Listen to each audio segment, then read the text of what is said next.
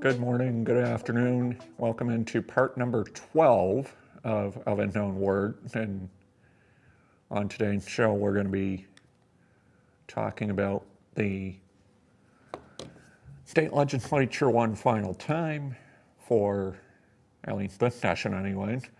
And part 12 is going to bring this whole discussion to full circle of sorts. I'm your host, Ian Hound. Also during today's show, I will be doing a brief thought, giving some brief thoughts as to whether I think the approximately dozen bills that I've been following over the course of the session are actually beneficial, are they potentially harmful, or is it a matter of in between? So let's get on to it here.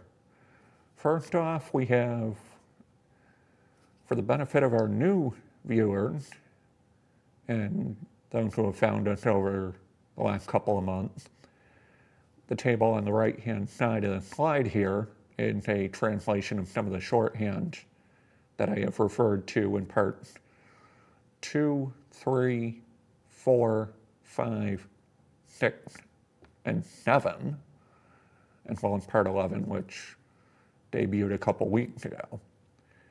So down the right-hand side, we've got OTP, ought to pass, OTPA, ought to pass with amendment, interim study, which places a proposed bill on pause to allow for further analysis of impact and wording. This is the only time during the session that we actually refer to it because it's only utilized in the second year of the legislative session, which we're in the process of wrapping up. Inexpedient to legislate effectively kills the bill for the session. Now we get into kind of starting yesterday, May the 21st, we're into kind of a gray area within the legislative session called Committee of Conference or Conference Committee, and it might be termed a Committee of Conference and a group of lawmakers appointed to resolve disagreements between House and Senate on a particular bill. Also on the slide here, they have three options prior to the conference committee, and they can concur, non-concur, or non-concur to request a committee of conference. Each committee includes members from both chambers and elected by the Speaker of the New Hampshire House, as well as the New Hampshire Senate President. These committees meet publicly, but are often fast-paced, and legislators are given a week from start to finish to reach an agreement on each of these bills. Once a compromise is reached, the committee issues a Committee of Conference report summarizing the agreed upon language. Both the New Hampshire House and the Senate then must approve the report by the committee before the bill can be sent to the governor for final consideration. And we're quoting from the Reaching Higher New Hampshire website. And I'll explain here in a minute. House Bill 751-FN and House Bill 1215 are within this category. So how did the bills that I've talked about across the session, either myself or with help from one of my guest presenters, how did they actually fare? Well, here's the breakdown on that. Senate Bill 101-FN in regard to open enrollment was voted in the New Hampshire Senate ought to pass. April the 23rd, on a voice vote, Senate Bill 101-FN was tabled by the New Hampshire House. On the second column from the right, I have a link to the text of Senate Bill 101 FN, and the same is for the other three here on the slide. Senate Bill 670 FN parenthesis A is a bill that Louis Esposito of Able, New Hampshire, and I briefly talked about in late March in regard to developmental services oversight. To the best of my knowledge, and as of late last week, this bill passed as amended both the New Hampshire House and New Hampshire Senate, and is awaiting Governor Ayotte to take action upon it. Again, same in Senate Bill 101, link is the second to right column, or second column from right. House Bill 751 FN, which is another bill in regard to open enrollment and currently in the aforementioned conference committee, which will be meeting on Tuesday afternoon, May the 26th at 2. That is a alternate bill to what Senate Bill 101 had attempted to do. And then we have House Bill 1215, which had initially passed both House and Senate, but then was backdoor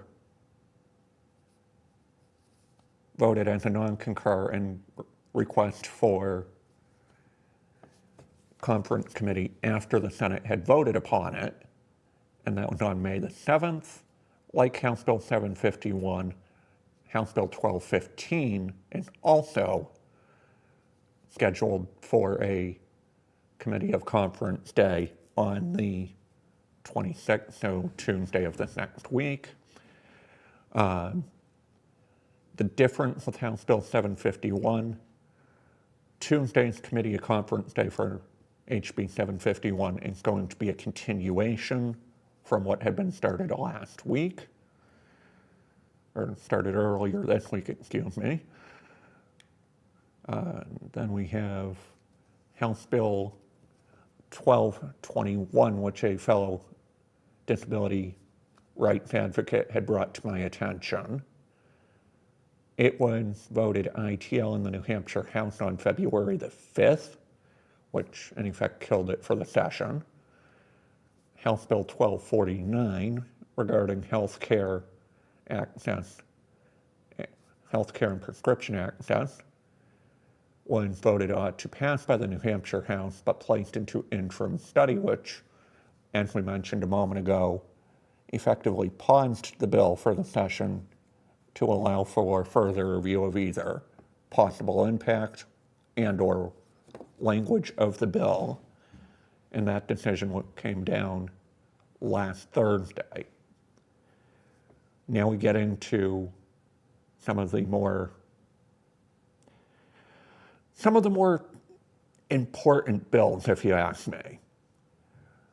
House Bill 1316, which we spent quality time discussing over the course of the program so far, expired at midnight on March the 13th because the New Hampshire Republicans flat out refused to allow a vote upon it in the New Hampshire House. So with no vote upon it by crossover day deadline of March 13th, it was technically considered expired for the session. Back during part number 6, I addressed extensively what I thought about this with my then guest presenter for the show, Sarah Jasinski. House Bill 1337, which had passed both houses at this point, is the bill attempting to repeal the New Hampshire Council on Autism Spectrum Disorders, or New Hampshire Autism Council, if you've heard myself and Lewis and others here on the show refer to it as such. The New Hampshire House passed it on March the 11th as written. Then last Thursday, the New Hampshire Senate passed House Bill 1337 as amended. And I have since learned that the only change that they made to the bill was to change the date that it would take effect to December the 31st of 2027. And I will start, and that'll come into play here in a moment, because I'm going to circle back on exactly why I still think this is potentially a problem.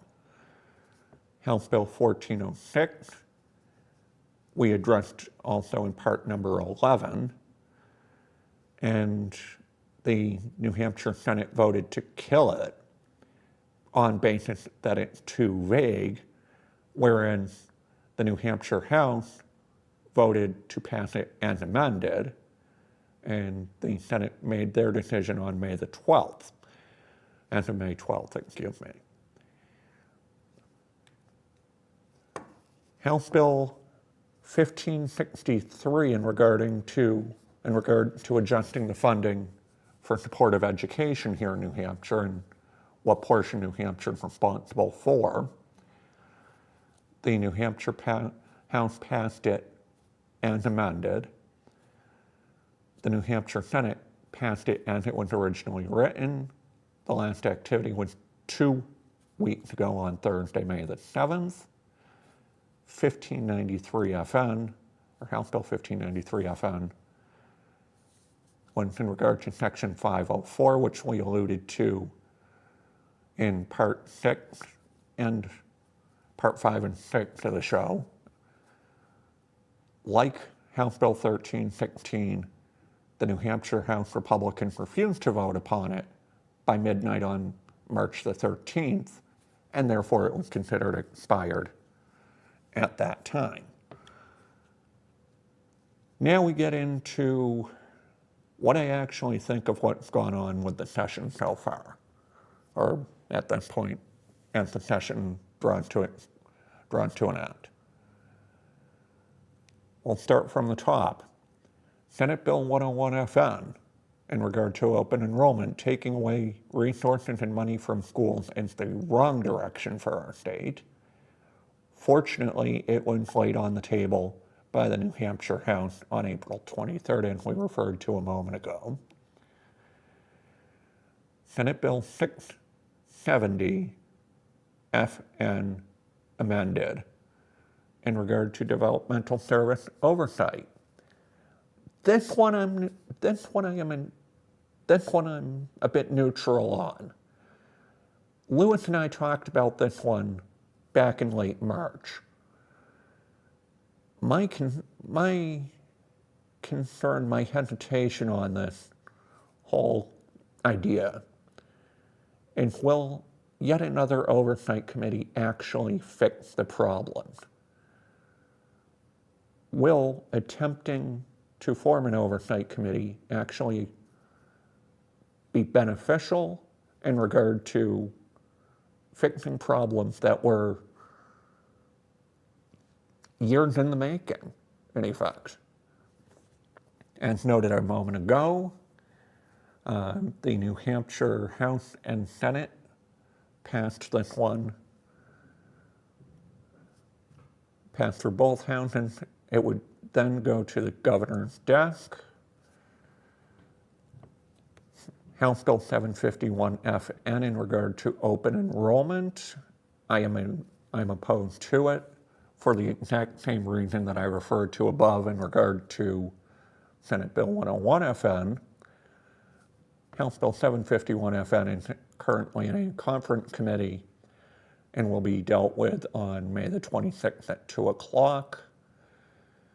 And it is a continuation from actions that they had already taken on May the 18th. House Bill 1215, AAC rights or Grayson's Law, as it's otherwise known, would solidify the rights of a nonverbal individual to be able to use the preferred method of communication or communication-assisted technology. And I'm in favor of this one because I believe it would be beneficial for the nonverbal amongst us. Like House Bill 751 FN, which I just touched upon a moment ago, House Bill 1215 is also in a conference committee and will be heard at 10 a.m. on the 26th of May, so this next Tuesday, for what that is going to be worth. And then we get to House Bill 1221 for regionally centralized schools. I am opposed to this because it could bring us back to, it could reintroduce us to the possibility of having state schools for those with disabilities, and that is a very dangerous school of thought to be even going down. Because we have tried that in the past and it's not ended well. House Bill 1249 in regard to prescription delivery devices, I'm in favor of this one because I believe it would be beneficial to, say, someone with diabetes, for example, and make it potentially easier for them to get the supplies that they very definitely need. Unfortunately, the New Hampshire Senate voted to interim study this one, which in effect kills it for the session. But it does mean it could be brought back once the interim study period is completed. House Bill 1337, which, like House Bill 1316, I have spent a great deal of time discussing on the program, is potentially a problem. I am opposed to it because repeal of the current council without an attempt to replace it or reform it is irresponsible, as I discussed in both Part 6 and Part 7. The New Hampshire Senate passed this as amended, and I don't believe that just simply give them more time is going to change anything unless we change the makeup of the New Hampshire legislature. Because if the so-called December the 31st of 2027 rolls around and we still have the same makeup of the state legislature, there's a good probability that they're just going to straight up repeal the council altogether without an attempt to create some sort of entity to fill the vacuum. And because it has a component of information and knowledge for families and people with autism, and it's the only one in the state at the moment like that, it's quite problematic. House Bill 1406, in regard to AI safeguards in healthcare, I am in favor of this one because we need to adapt laws in order to keep up with technological innovation, and we need to be changing with the times. The New Hampshire Senate, unfortunately, did not see it this way and decided that they were going to ITL it because it was being too vague. Well, I'll give you all a hint. They really did that because they're more afraid of the current administration throwing a tantrum that we're attempting to do any regulation around artificial intelligence in any capacity than they were actually to see that we need guardrails, we need safety nets around the use of artificial intelligence and new technologies. Because these technologies take time to develop, and they're not going to be perfect right out of the gate. They're going to go too far if we don't have some sort of common sense restriction, some sort of regulation around it. House Bill 1563 FN sub L, supportive education funding, as I mentioned a moment ago. I am neutral on this one. I believe it's a step in fixing a problem that has been years in the making. I don't know that it would entirely fix the problem because, again, like Senate Bill 670, it's attempting to fix a problem that has been developing for years. We're not going to fix that overnight. That being said, the state legislature voted to pass on that. And then we get into, as I pointed out a little bit ago, that House Bill 1316 expired on March 13th. And that's the Autism Data Privacy Bill that we've spent so much time talking about. And I'm in favor of this one because I believe that autistic people should have agency and a say over how their data is used. It's expired, though, unfortunately, because the New Hampshire House Republicans refused to vote upon this prior to the crossover day deadline that I touched upon on one of the earlier slides. Similarly, House Bill 1593, in regard to Section 504 protections being enshrined into New Hampshire law.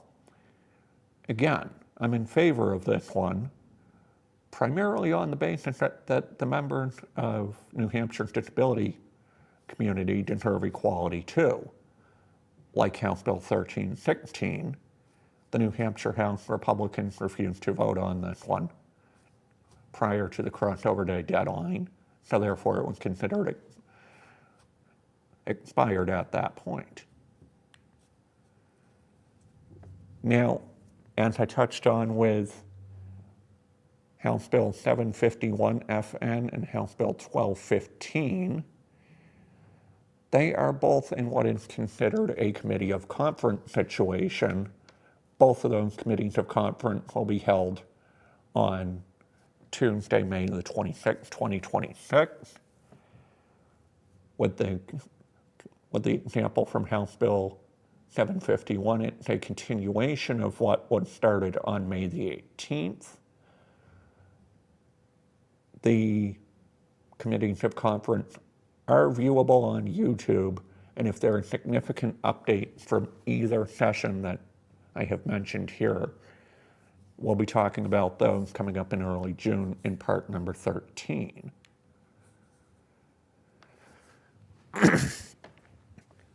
Autism Data Privacy, House Bill 1316 expired on March the 13th. Once again, and not to sound like I am beating a dead horse, so to speak here, the New Hampshire House Republicans refused to allow a vote upon this before the crossover day deadline. For the full length of my relatively scathing commentary on this, I refer people back to what Sarah Trzynski and I discussed just hours after their refusal to vote upon it, which we recorded on March the 13th. The YouTube link to part 6 is at the bottom of the slide. House Bill 1406 We are at a time in which technology is advancing at a pace we cannot anticipate. We are at a pivotal time. I believe that data privacy and individuals should have a say in their medical decisions and not have their decisions basically rejected by a computer. I believe that House Bill 1406 and House Bill 1316 were intended to adjust and evolve with our changing time/environment. We must preserve our right to privacy and implement AI, but only with responsible safeguards in place. I believe that the New Hampshire Senate voice voting ITL on 1406 is actually a setback. The New Hampshire Senate voted to ITL on this because it was too vague, according to them. The New Hampshire Senate is more scared of what the current administration would do to retaliate against New Hampshire for trying to regulate artificial intelligence than they are to be actually willing to change with the times. I ask the audience to, especially if you're here in New Hampshire, to consider this when we vote in the fall.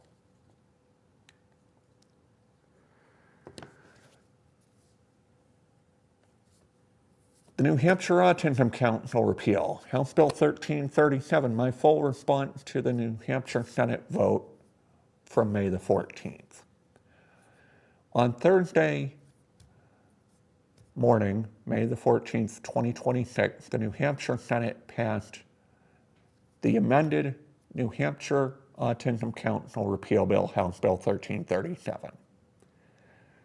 It is worth mentioning that the amended bill allows the council to continue to evolve and continue to build their current momentum until December of 2027. My concerns about the straight up possible repeal without a plan for reform or replacement still remain. The rest of my concerns are highlighted in Of Its Own Words parts 2, 4, 5, 6, 7, and 11, and I would urge the audience to log on to YouTube over to Of His Own Words New Hampshire to view this on your own time, that what my concerns were all the way through the process. And I would also note that the balance of my concerns on this subject have remained unchanged. Reversing the repeal of the New Hampshire Autism Council is what we have at stake during this midterm election year coming up. Keep that in mind.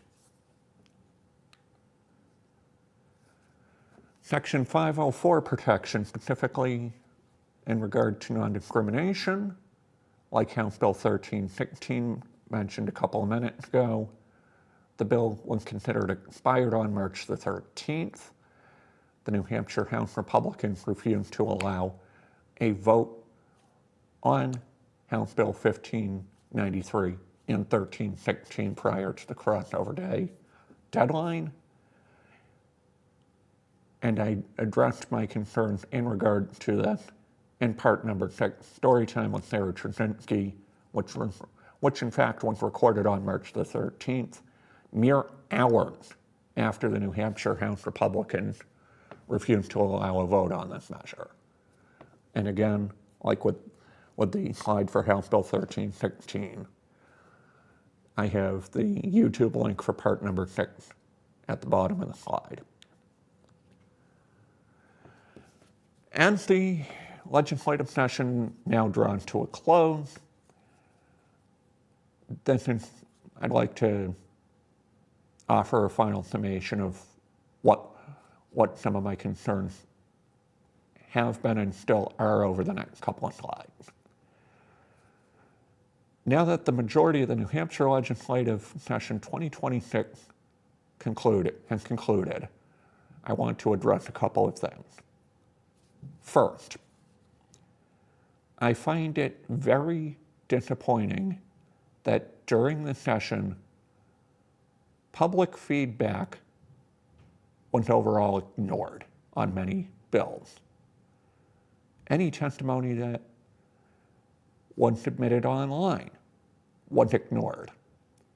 The New Hampshire Republicans were more interested in the possibility of retaliation by the current administration and appeasing the current administration's propaganda and agenda than actually representing their constituents. I find it very concerning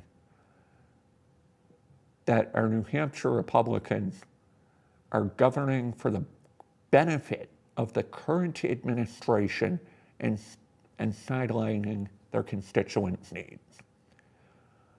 Knowing all of this, I can't exactly celebrate two of the bills that I've mentioned that are of interest to the disability community that passed both houses of the New Hampshire legislature, Senate Bill 670, House Bill 1563, because these are what I would consider to be Band-Aid measures.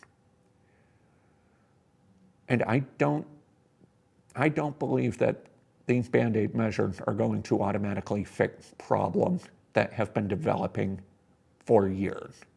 And in the case of debate about the support of education for a moment, the whole support of education funding debate has been brought into sharp focus in regard to the situation with the National Board of Education and the National Superintendent, which we highlighted that situation briefly during part number 10. I find it very disturbing and disheartening that common sense legislation failed during the session. And when I say common sense legislation, I mean Autism Data Privacy, House Bill 1316, AI Safeguards in Healthcare Record Keeping and Decision Making, House Bill 1406. And last and certainly not least, fundamental protections from Section 504 being enshrined in New Hampshire state law, which was the intended purpose of House Bill 1593. This is a midterm election year. We have work to do. I ask you, is this the direction that you want for the state?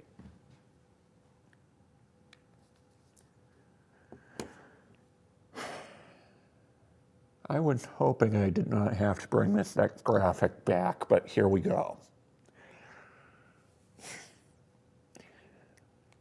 Refer to the graphic at right from Able New Hampshire, which I utilized also in part number 7.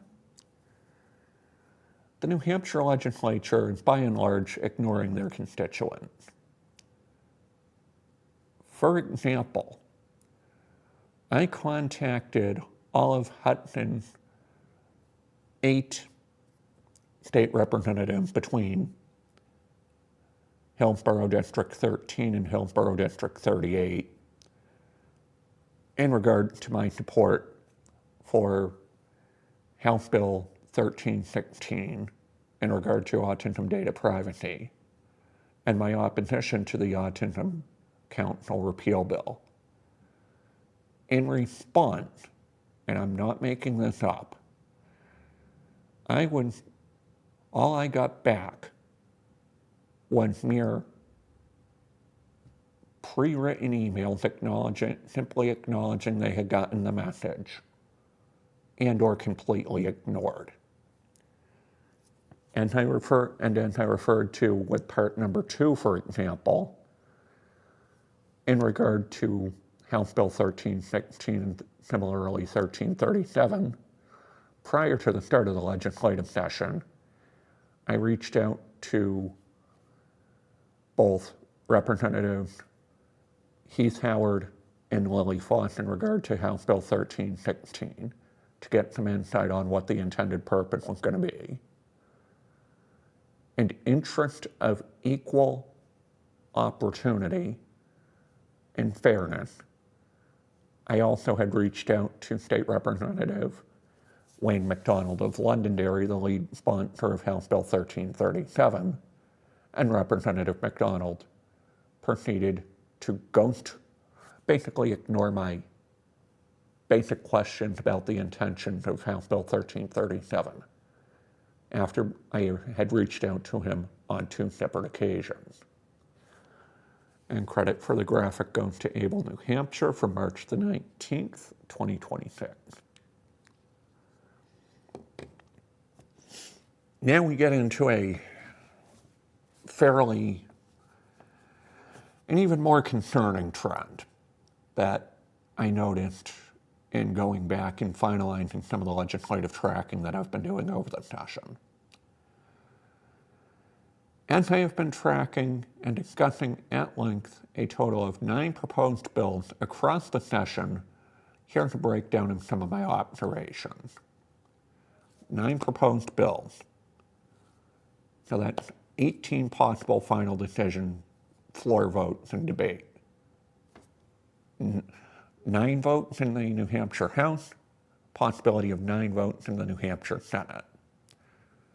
Except, as we've highlighted a couple of times now, House Bill 1316 relative to autism data privacy, House Bill 1593 in regard to Section 504 protections, never even got a New Hampshire House vote because New Hampshire House Republicans refused to bring it to the floor prior to the crossover day deadline. That said, okay, so you remember that 18 from a moment ago, right? That 18 becomes a 14, or actually a 12, and I'll explain here in a minute. That 18 becomes 14 possible votes, 1 per House on 7 bills, except, going slightly off script here a moment, House Bill 1221, as I mentioned at the top, was killed by the New Hampshire House in February, so that was only voted on once. And then with House Bill 1337,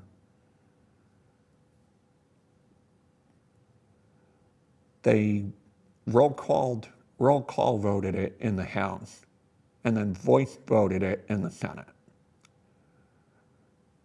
So actually that 14 becomes a 13, excuse me, for the reason I just stated. So 12 of the 13 that I've mentioned wound up being voice votes. In a nutshell, what that means is the voice vote only references the fate of the proposed bill, the final decision of the proposed bill. However, any record of how a specific state representative or senator votes on the bill is not retained. My question on this is, with the voice vote accountability and where's the accountability in this? That being said, at least in the case of the New Hampshire Senate, you would have to refer to YouTube in order to find out how the individual member votes, because it doesn't get recorded on the state general court, state legislature website. For those who are interested in this, I'll explain the difference between roll call vote and voice voting and division voting a bit further with Part 13, which I'll be recording and coming up here in early June. Now we get into starting to close the show out here. and the various YouTube links for the show so far to date. Part number 1, for those who didn't already know this, Alejandro and I sat down in November of 2025 to do an overview of what is autism and also shared some of our concerns about the National Autism Registry, as well as the misrepresentation of autism to date. Part 2 was regarding the New Hampshire legislature taking up autism with House Bill 1316 and 1337.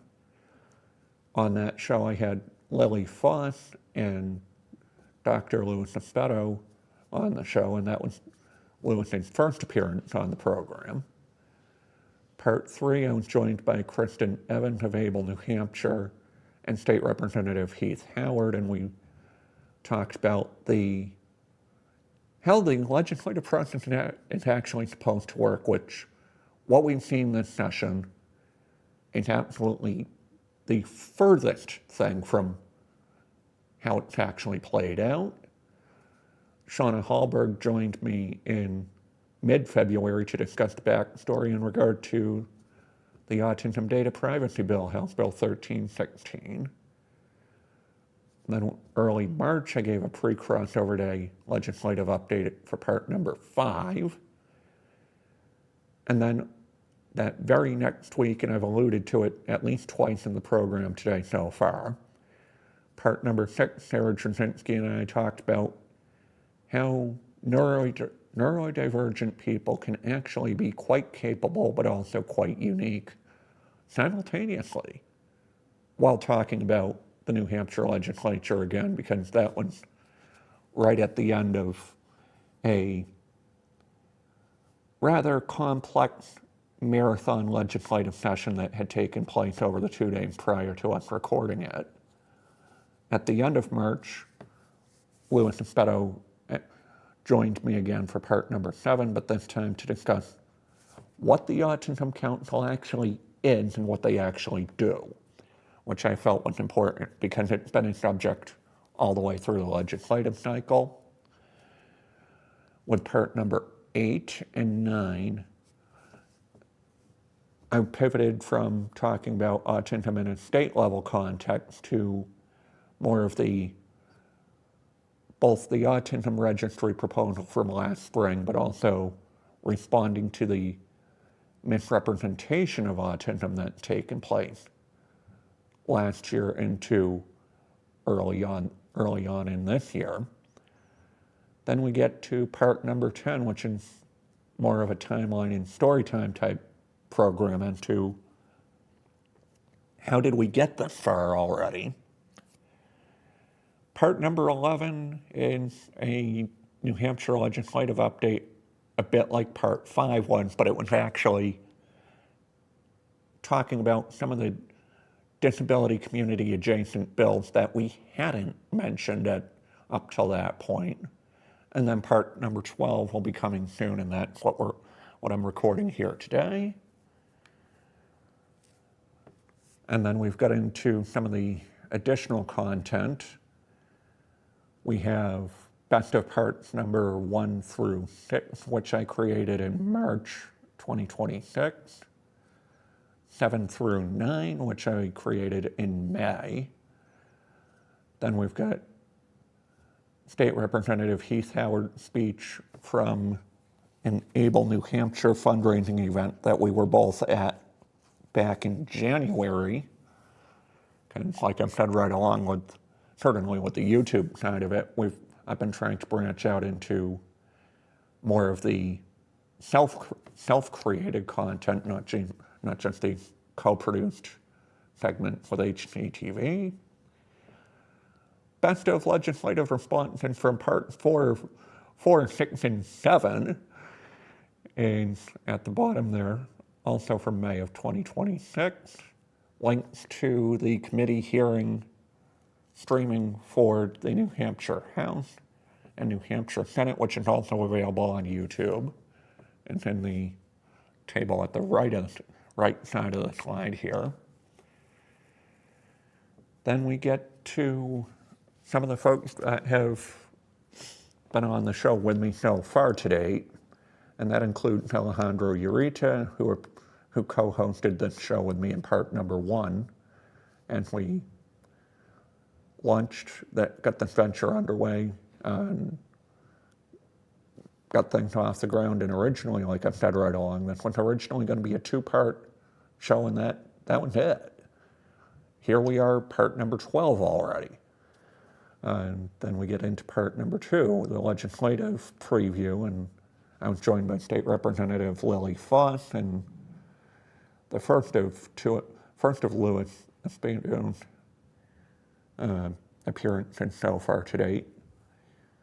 Part number 3, State Representative Heath Howard and Kristen Evans, Policy Director at Able New Hampshire. Shauna Hallberg and Sarah Trzynski appeared in parts number 4 and 6 as themselves. And then in late March, Louis rejoined me for the program for the discussion about the Autism Council. Parts 5, 8, 9, 10, 11, and now 12, I have hosted myself so that way we could keep the discussion going while I've had segments being coordinated, segments developing behind the scenes. Then we get to behind the scenes. Producers of His Own Words New Hampshire, myself and Alejandro Ureta. For the crew here in Hudson at HCTV, Mike Johnson, Director of Community Media, Matt Guerrero, Production Coordinator, Mike Pylon, another Production Coordinator. Hi, Mike, wherever you're watching us from on this particular day. And then we get into the social media for His Own Words. First up, we are on Blue Sky, His Own Words, .bluesky.social, and there we've got show announcements, State House updates, rebuttal of the national misrepresentation of autism, QR codes at the right side of the screen.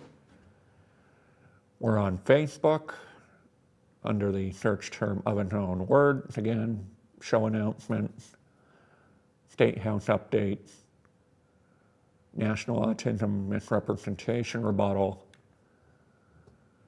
His Own Words on HCTV's website. That's HudsonCTV.com, and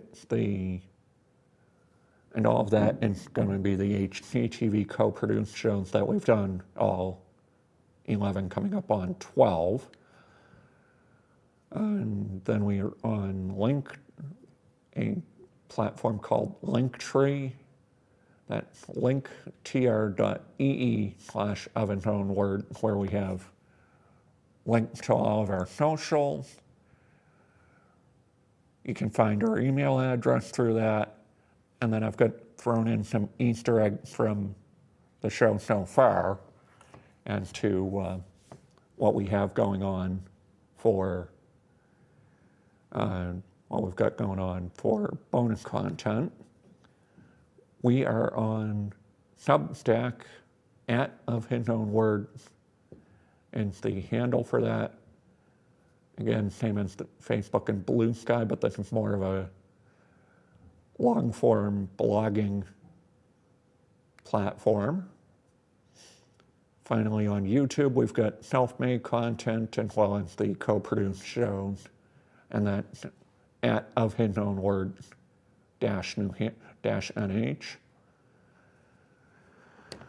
And then as we're closing out part number 12, feel free to refer back to part number 11, which premiered back on May the 12th. Part 10 premiered back on May the 5th.